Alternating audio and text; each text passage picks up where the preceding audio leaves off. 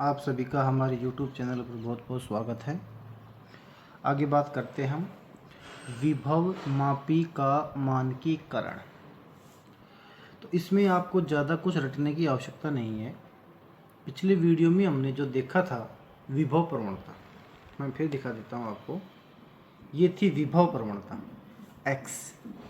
तो इस विभव प्रवणता x के मान को ज्ञात करने की जो प्रक्रिया है, विभव प्रवणता x का मान ज्ञात करने की जो प्रक्रिया है, उस प्रक्रिया को विभव मापी का मानकीकरण कहते हैं। बस यही परिभाषा है।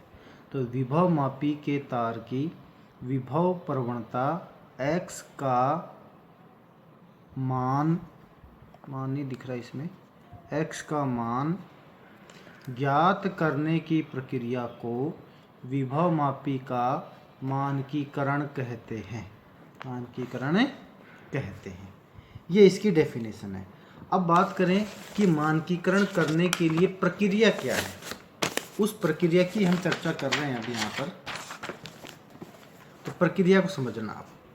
प्रक्रिया के लिए देखिए, अब ये डायग्राम है एक, देखिएगा ध्यान से। ये हमारे पास डायग्राम है, डायग्राम को ध्यान से समझना। ये AB एक विभव मापी का तार है। किसका तार है? विभव मापी का तार है।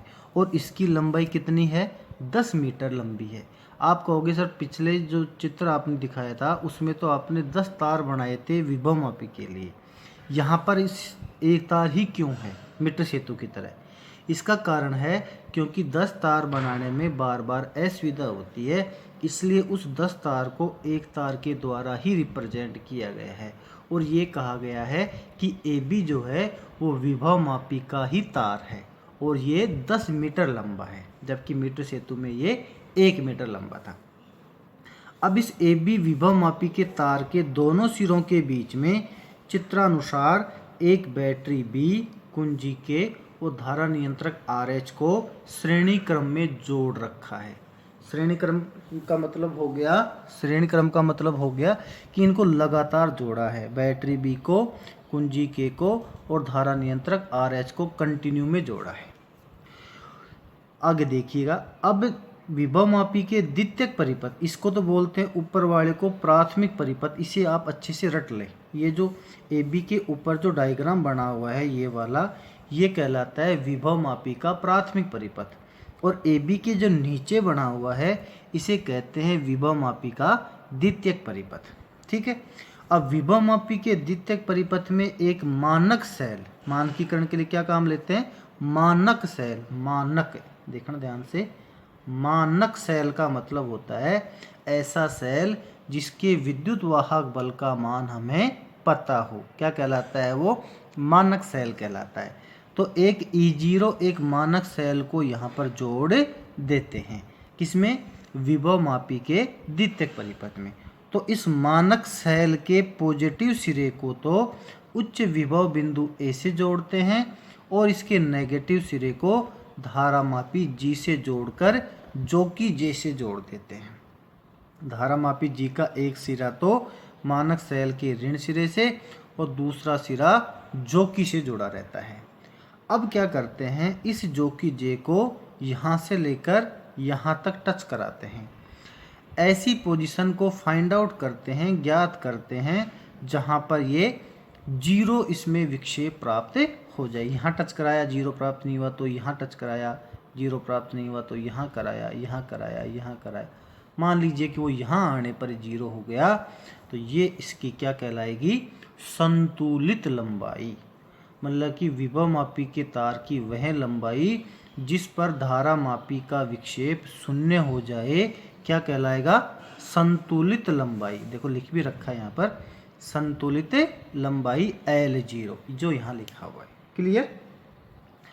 इस प्रकार से इसे फाइंड आउट करते हैं। अब पढ़ो इसको, देखो ध्यान से। विभव मापी के मानकीकरण के लिए एक बैटरी B, कुंजी K तथा धारा नियंत्रक RH को श्रेणी क्रम में जोड़ते हैं। विभव मापी के द्वितीयक परिपथ में एक मानक सेल जोड़ते हैं जिसका विद्युत वाहक बल हमें ज्ञात होता है। ठीक है। अब संतुलित लंबाई L0 ज्ञात करते हैं तब, मेरी बात समझ में आ गई आपको? ऐसा करने तब क्या करते हैं, देखो आपको वहाँ पर x बराबर E/L लिखवाया था, अब याद होगा पिछले इसके विभव प्रवणता वाले टॉपिक में। तो E बराबर क्या हो गया, XL।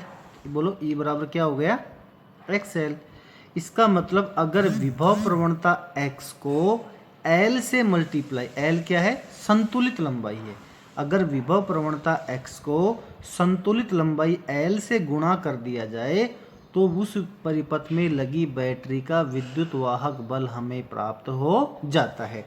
तो देखिएगा यहाँ हमें संतुलित लंबाई L0 प्राप्त हुई थी, इसको मैंने x अर्थात विभव प्रवणता x से मल्टीप्लाई कर दिया है, तो ये जो बैटरी लगी थी यहाँ मानक से लगा था, उसका विद्युत वाहक बल हमें प्राप्त हो गया है।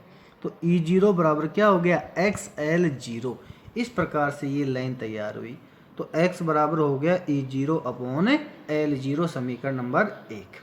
E0 क्या है, मानक सेल का विद्युत वाहक बल, और आपको बताया था कि ऐसा मानक सेल वो सेल होता है जिसका विद्युत वाहक बल हमें पता होता है, अर्थात E0 का मान हमें पता होता है। साथ में L0 क्या है, संतुलित लंबाई है, इसकी वैल्यू हमने यहाँ पर फाइंड आउट कर ही ली थी थोड़ी देर पहले। ये दोनों वैल्यू जब इसमें रख देते हैं तो हमें विभव प्रवणता x का मान ज्ञात हो जाता है। देखिएगा समीकरण 1 में E0 तथा L0 का मान रखकर विभव प्रवणता x का मान ज्ञात किया जा सकता है। तो ये विभव मापी का जो मानकीकरण का टॉपिक है वो कंप्लीट होता है। अगला टॉपिक, विभव मापी की सुग्राहिता। विभव मापी की सुग्राहिता में से ऐसा आता है भाई, देखो सुग्राहिता में से ऐसा आता है, मैं फिर लिख के बता देता हूँ, सुग्राहिता। ठीक है। अब इस सुग्राहिता से क्या मतलब होता है, इसको समझने के लिए आपको थोड़ी बात समझनी पड़ेगी। मतलब कि वो उपकरण ज़्यादा सुग्राही होता है जो कम से कम वैल्यू को भी माप लेता है। सबसे पहली बात तो ये, वो उपकरण ज़्यादा सुग्राही होता है जो कम से कम वैल्यू को भी माप लेता है। तो यहाँ हम बात करेंगे कि विभव मापी की सुग्राहिता क्या है, अर्थात विभव मापी जो कम से कम वोल्टेज की वैल्यू को भी माप कर हमें बता सके, वो ज़्यादा सुग्राही विभव मापी कहलाता है। तो विभव मापी की इस प्रकार से सुग्राहिता को बढ़ाने या घटाने के लिए हमें क्या करना चाहिए, उसके बारे में हम इसमें अध्ययन करेंगे।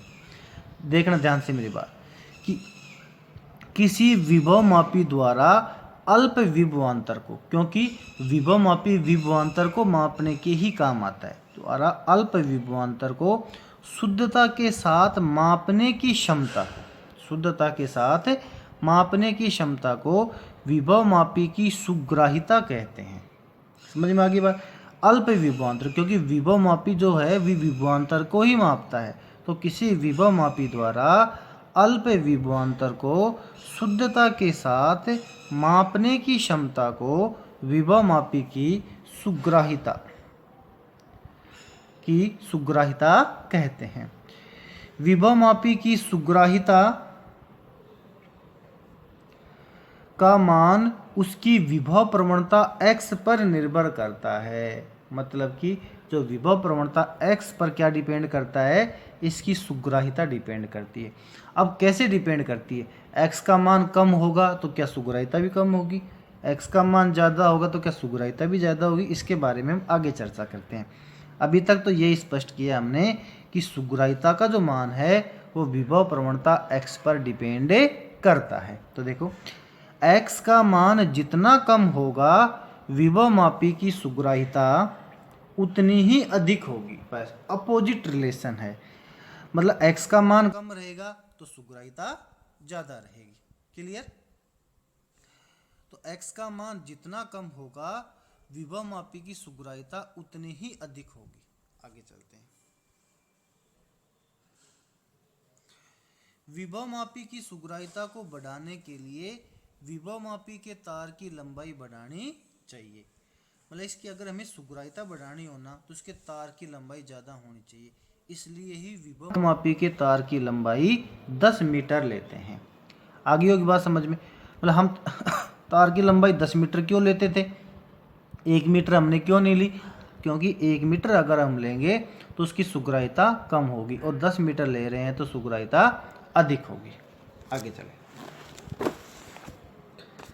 अगला टॉपिक विभवमापी के अनुप्रयोग। सुग्राह्यता की बात हमने कर ली, अब बात करते हैं विभवमापी के अनुप्रयोग की।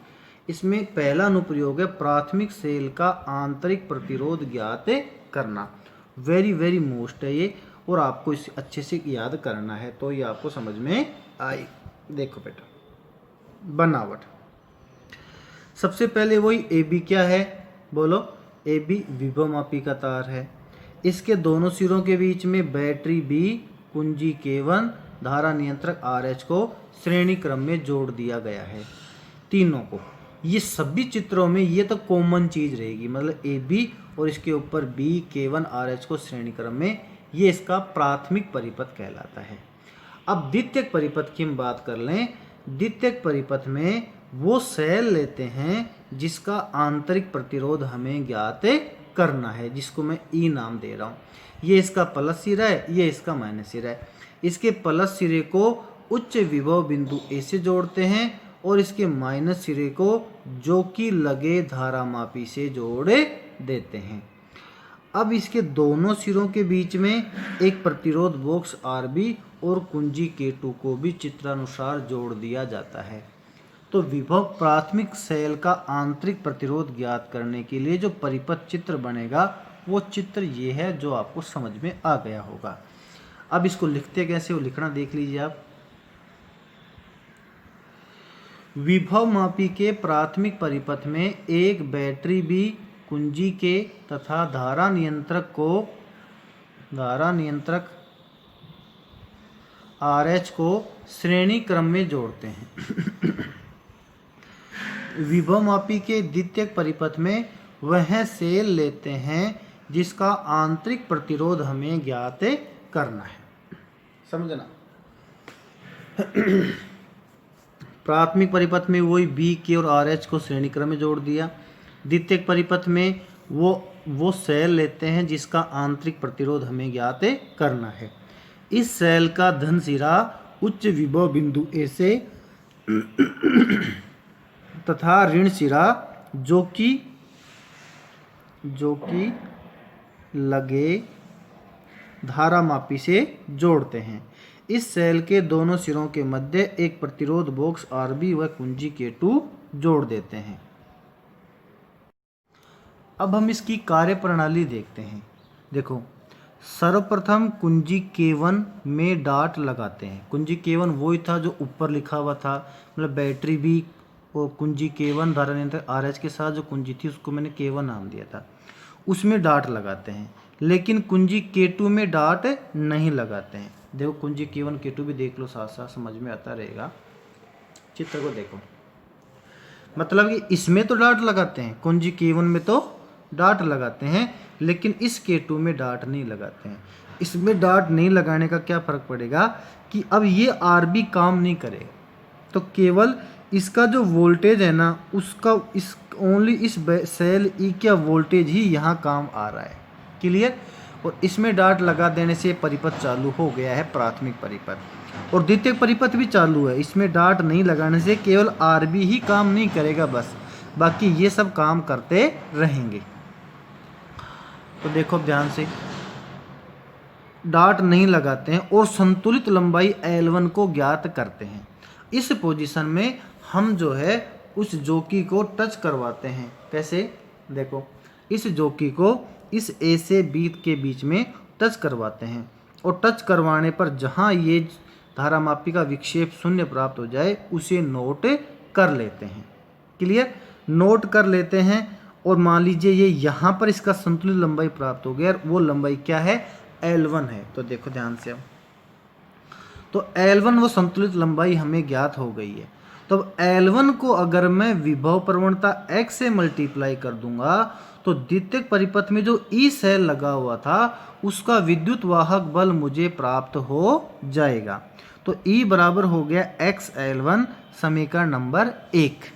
आगे देखो, अब प्रतिरोध बॉक्स RB से कोई निश्चित प्रतिरोध निकालते हैं तथा कुंजी K2 में भी डाट लगाते हैं।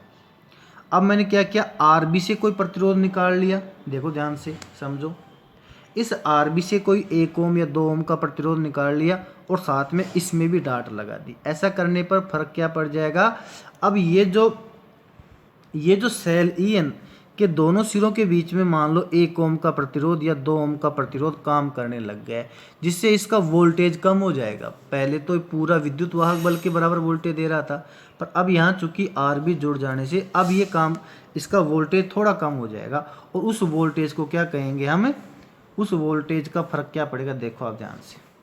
अब प्रतिरोध बॉक्स RB से कोई निश्चित प्रतिरोध निकालते हैं तथा कुंजी K2 में भी डाट लगाते हैं।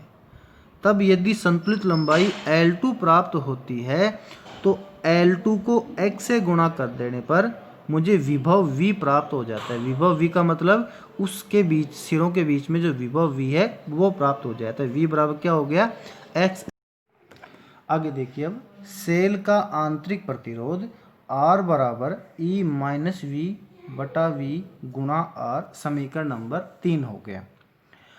अब ये सूत्र हमने बहुत पहले पढ़ लिया था, सेल के आंतरिक प्रतिरोध वाले टॉपिक में पढ़ लिया था पिछले पार्ट में, ठीक है। अब E और V की वैल्यू हमने समीकरण 1 और 2 में लिख ली थी, वो वैल्यू को अब यहाँ रखेंगे। देखो, समीकरण 1 व 2 का मान समीकरण 3 में रखने पर और हो गया R बराबर XL1 माइनस XL2 बटे XL2 गुणा R। अब x से x कट जाएगा भाई, x दोनों में कॉमन ले लो, उस x से ये x कट जाएगा और यहाँ बच गया R बराबर L1 माइनस L2 बटे L2 गुणा R समीकरण नंबर 4। इस सूत्र को आपको याद रखना है, ये अपने प्रैक्टिकल में काम आता है। क्लियर, बस ये याद रखना कि यहाँ L2 है तो नीचे भी L2 आएगा। चक्कर पड़ जाता है कि स्टूडेंट्स करते क्या है कि नीचे भी L1 ही लिख देते हैं, जो गलत है। आंतरिक प्रतिरोध वाले में L2 के साथ यहाँ L2 ही आता है। समीकरण 4 में समस्त ज्ञात राशियों का मान रखकर दिए गए प्राथमिक सेल का आंतरिक प्रतिरोध ज्ञात किया जा सकता है। अगर अभी तक आपने हमारे चैनल को सब्सक्राइब नहीं किया है तो प्लीज़ इसे सब्सक्राइब कर लें, क्योंकि मैं इसी प्रकार के यूजफुल वीडियो आपके लिए लेकर आता रहूँगा। धन्यवाद।